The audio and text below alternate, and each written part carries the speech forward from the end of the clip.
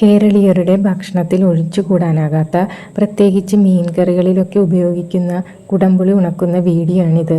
നല്ല പഴുത്ത കുടംപുളിയാണ് ഉണക്കാൻ ഉപയോഗിക്കേണ്ടത്.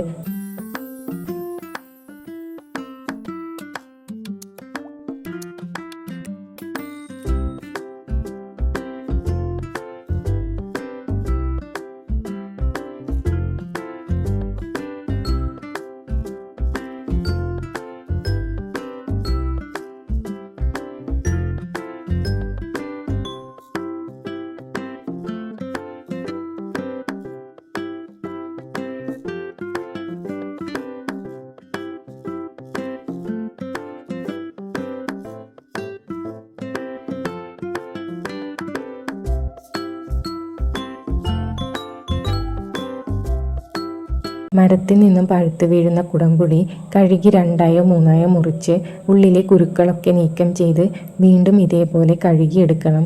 കാരണം ഇതിൻ്റെ ഉള്ളിലാണ് വിത്തോട് കൂടിയ ഫ്രൂട്ട് ഇരിക്കുന്നത്. മാങ്കോസ്റ്റിൻ കഴിക്കുന്ന പോലെ ഈ ഫ്രൂട്ട് കുഞ്ഞിലെ ഞങ്ങളൊക്കെ കഴിക്കാറുണ്ടായിരുന്നു. നല്ല മധുരമാണ് ഈ ഫ്രൂട്ടിന്. അതുകൊണ്ട് തന്നെ മുറിച്ചതിന് ശേഷം കഴുകിയില്ലെങ്കിൽ പുളിക്ക് ചെറിയ മധുരിപ്പുണ്ടാവും.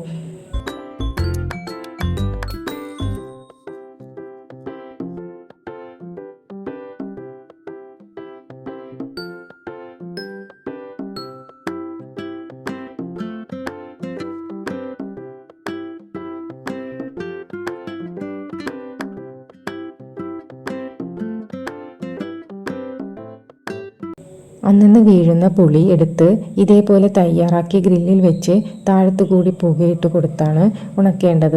കാരണം ഇത് മഴക്കാലത്താണ് കുടംപുളി ഉണ്ടാവുന്നത്. അല്ലെങ്കിലും നല്ല കറുത്ത നിറത്തിലിരിക്കണമെങ്കിൽ ഇങ്ങനെ തന്നെ ചെയ്യണം. പിന്നീട് വേണമെങ്കിൽ വെയിലത്ത് വെച്ച് ഒന്നും കൂടി ഉണക്കി ഗ്ലാസിൻ്റെ ടിന്നിലോ ഭരണിയിലോ ഇട്ട് വെക്കാം. വർഷങ്ങളോളം കേടുകൂടാതെ ഇരിക്കും. ഉണങ്ങിയത് ഒരു സൈഡിലേക്ക് മാറ്റി പുതിയത് ഇട്ട് കൊടുക്കാം. മാങ്കോസ്റ്റിൻ വർഗത്തിൽപ്പെട്ട ഈർപ്പമുള്ള പ്രദേശത്ത് കുളത്തിൻ്റെ സൈഡിലൊക്കെ നന്നായി വളരുന്നൊരു ചെടിയാണ് കുടംപുളി. കുടംപുളി വിത്തിട്ടാണ് കിളിർപ്പിക്കുന്നതെങ്കിൽ 2 ചെടി വെച്ചാലേ കായ്ക്കൂ. 6-7 വർഷമെങ്കിലും എടുക്കും കായ്ക്കാൻ. ബഡ് ചെയ്ത ചെടിയാണെങ്കിൽ 1 വെച്ചാൽ മതി, വേഗം തന്നെ കായ്ക്കും. ആഴത്തിൽ കുഴിയെടുത്ത് എല്ലുപൊടി, ചാണകപ്പൊടി, വേപ്പിൻ പിണ്ണാക്ക് എന്നിവ ഇട്ട് ചെടി നടാം.